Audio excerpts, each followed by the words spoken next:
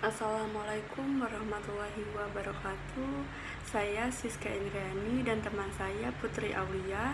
Kami dari kelompok 9 ingin menjelaskan materi tentang inkar as-sunnah dalam permasalahannya.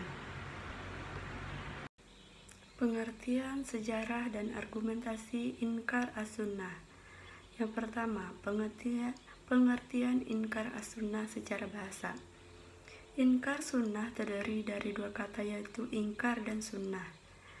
Ingkar menurut bahasa artinya menolak atau mengingkari, berasal dari kata kerja ankara yunkiru. Sedangkan sunnah menurut bahasa mempunyai beberapa arti, diantaranya adalah jalan yang dijalani, terpuji atau tidak, suatu tradisi yang sudah dibiasakan dinamai sunnah, meskipun tidak baik. Pengertian inkar as-sunnah menurut istilah. Dari definisi di atas dapat dipahami bahwa inkar as-sunnah adalah sekelompok umat Islam yang tidak mengakui atau menolak sunnah sebagai salah satu sumber ajaran Islam. Orang yang menolak keberadaan sunnah sebagai salah satu sumber ajaran Islam disebut munkir al-sunnah. Kelompok inkar sunnah merupakan lawan atau kebalikan dari kelompok besar umat Islam yang mengakui sunnah sebagai salah satu sumber ajaran Islam. Sejarah inkar as-sunnah. Pertanda munculnya inkar sunnah sudah ada sejak masa sahabat. Ketika Imran bin Huwasin sedang mengajarkan hadis, seorang menyela untuk tidak perlu mengajarkannya, tetapi cukup dengan mengerjakan Al-Quran saja. Menanggapi pernyataan tersebut, Imran menjelaskan bahwa kita tidak bisa membicarakan ibadah, sholat, dan zakat misalnya dengan segala syarat-syaratnya kecuali dengan petunjuk Rasulullah SAW. Mendengar penjelasan tersebut, orang itu menyadari kekeliruannya dan berterima kasih kepada Imran. Sikap penampikan atau pengingkaran terhadap sunnah Rasulullah SAW yang dilengkapi dengan argumen pengukuhan baru muncul pada penghujung abad kedua Hijriyah. Pada awal masa Abbasiyah, pada masa ini bermunculan kelompok inkar as-sunnah. Argumentasi inkar as-sunnah. Yang pertama, argumen nakli. Argumen nakli dari ayat-ayat Al-Quran yang mereka gunakan antara lain sebagai berikut. Pertama, Al-Quran, Quran Surah An-Nahl ayat 89, artinya, dan ingatlah akan hari ketika kami bangkitkan pada tiap-tiap umat seseorang, saksi atas mereka dari mereka sendiri.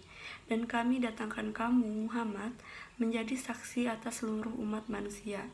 Dan kami turunkan kepadamu Alkitab Al-Quran untuk menjelaskan segala sesuatu dan petunjuk serta rahmat dan kabar gembira bagi orang-orang yang berserah diri. Quran Surah An-Nahl ayat 89. Yang kedua, Al-Quran, Quran Surah Al-An'am ayat 38, artinya, dan tiadalah bintang-bintang yang ada di bumi dan burung-burung yang terbang dengan kedua sayapnya, melainkan umat juga serta kamu. Tiadalah kami alpakan sesuatu pun dalam Alkitab, kemudian kepada Tuhanlah mereka dihimpunkan.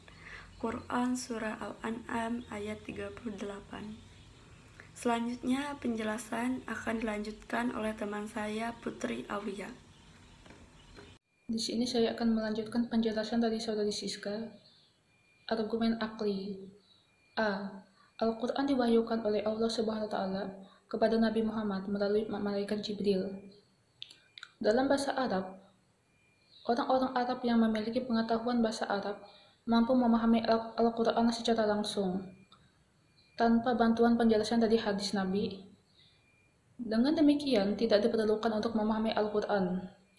Tidak percaya kepada semua hadis Rasulullah SAW. Menurut mereka, hadis itu karangan Yahudi untuk menghancurkan Islam dari dalam. B. Nabi Muhammad tidak berhak menjelaskan tentang ajaran Al-Quran, karena Al-Quran itu sudah sempurna. Bantahan ulama. Abdullah bin Mas'ud berpendapat bahwa orang yang menghindari sunnah tidak termasuk orang yang beriman, bahkan dia kafir. Hal ini sesuai dengan hadis Rasulullah SAW yang diriwayatkan oleh Abu Dawud sebagai berikut. Jika kamu bersembahyang di rumah-rumah kamu dan kamu tinggalkan masjid-masjid kamu, berarti kamu meninggalkan sunnah nabimu dan berarti kamu kufur. Hadis riwayat Abu Dawud 91. Allah SWT telah menetapkan untuk menaati Rasul dan tidak ada alasan dari siapapun untuk menentang perintah yang diketahui berasal dari Rasul. Firman Allah yang terjemahannya, hai orang-orang yang beriman, taatilah Allah dan taatilah Rasulnya dan ulul amri di antara kamu. Kemudian jika kamu berlainan pendapat tentang sesuatu, maka kembalikanlah ia kepada Allah, Al-Quran, dan Rasulnya sunnahnya. Jika kamu benar-benar beriman kepada Allah dan hari kemudian, yang demikian itu lebih utama bagimu dan lebih baik akibatnya. Quran Surah An-Nisa ayat 59. Ayat tersebut secara jelas memerintahkan untuk menaati Allah, Al-Quran, dan Rasulnya, sunnah Rasul. Sekian dari kami, terima kasih. Wassalamualaikum warahmatullahi wabarakatuh.